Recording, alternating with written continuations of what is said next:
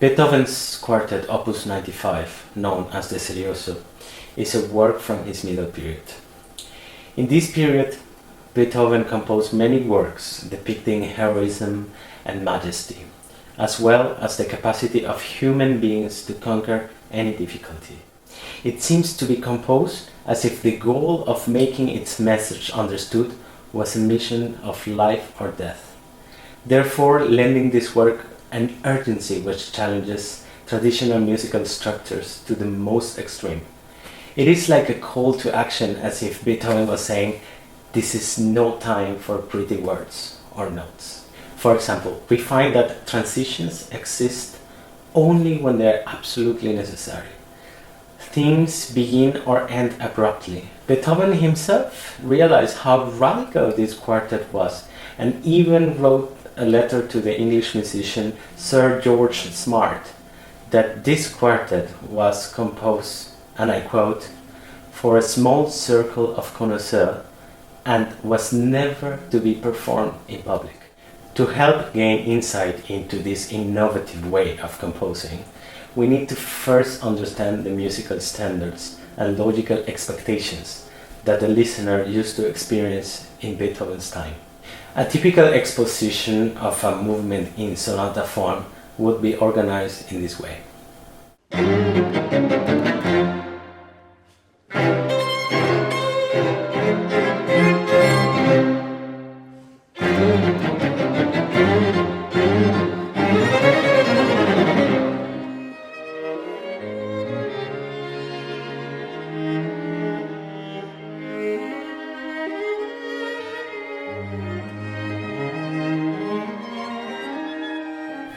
You can hear in that arrangement that it has a logical and more traditional main subject and a second subject in the parallel major tonality of A flat major.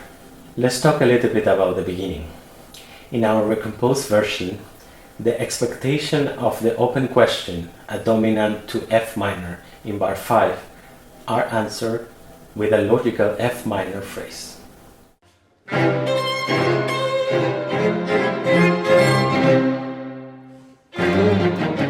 But already Beethoven in bar 6 tries to modulate to G flat major, a tonality which is quite far away from F minor. This tonality travel to other worlds feels as if we would travel from Zurich to Sydney in 20 minutes. It is already a sign of escaping reality. A hopeful dream that only lasts 3 bars and is rapidly destroyed in 1 beat.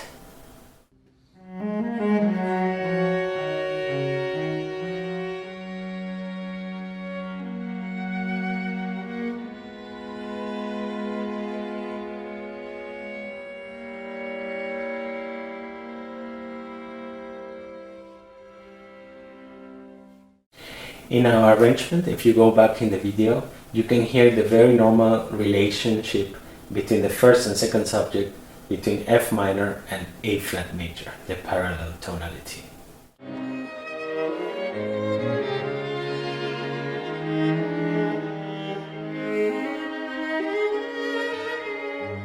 But again, this is not the case in Beethoven. Instead, he takes a detour of only 2 transitional bars to D flat major, a tonality with an even more dreamlike atmosphere.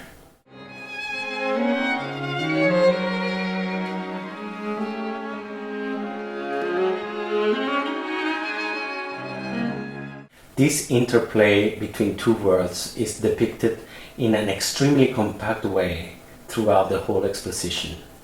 Another example are bars 36 and 39.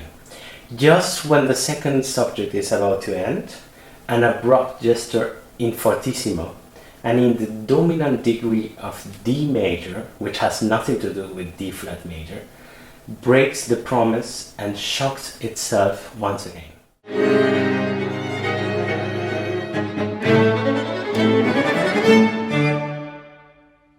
By the way, I encourage you to be aware of the semitone motif through the whole quartet, for it establishes itself as a very important binding fiber.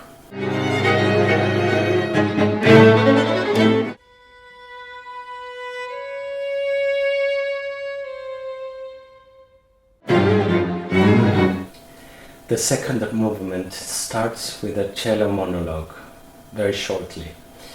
This motif is reminiscent of the violent main motif of the first movement. But this time the opening is more like a question, as it ends on a dominant chord instead of closing on the same note where it began.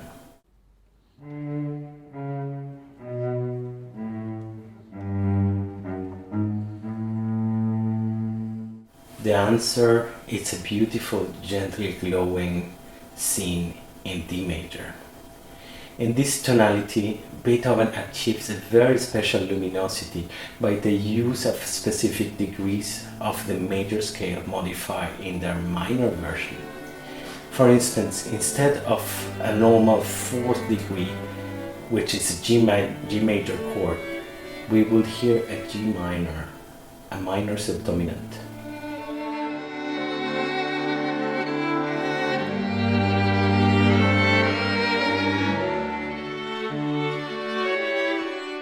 The B part of this movement, a fugue, starts with another monologue, this time chromatic, and this time in the viola.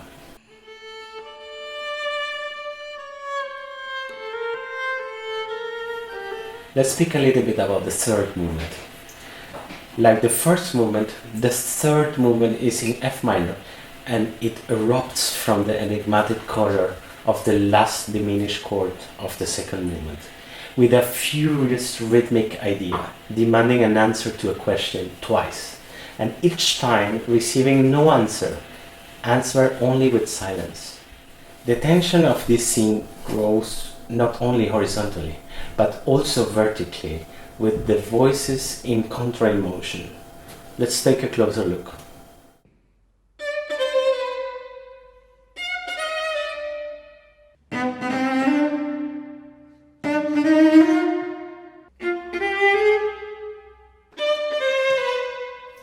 The first violin tries to conclude the discussion in 4 bars, but is interrupted in the last second by a defiant cellist who leads us into an even more outrageous expression of the original question.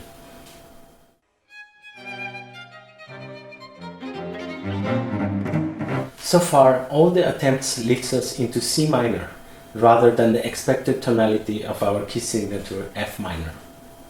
But now the question appears as a canon between the upper and lower voices. The upward motive asks again, this time immediately contradicted with downward motion. The tension leads into a battle of 2 against 2.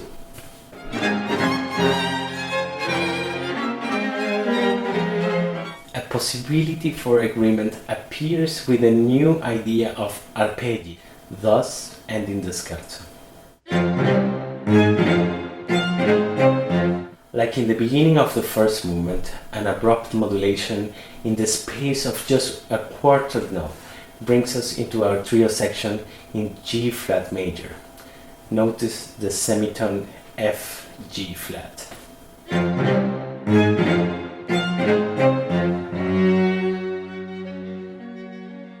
A 3-voiced chorale-like phrase is accompanied by an ostinato figure in the first violin that comes from a rhythmical variation of the scherzo's last bar.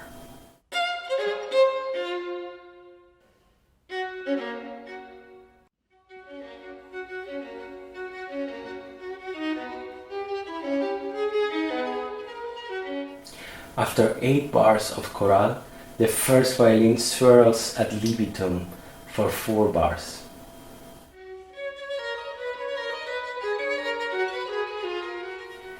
This situation repeats 4 times. Each time the bird-like flight of the first violin guides us into a more unexpected tonalities, until finally returning into the unavoidable reality of the scherzo's recapitulation in F minor.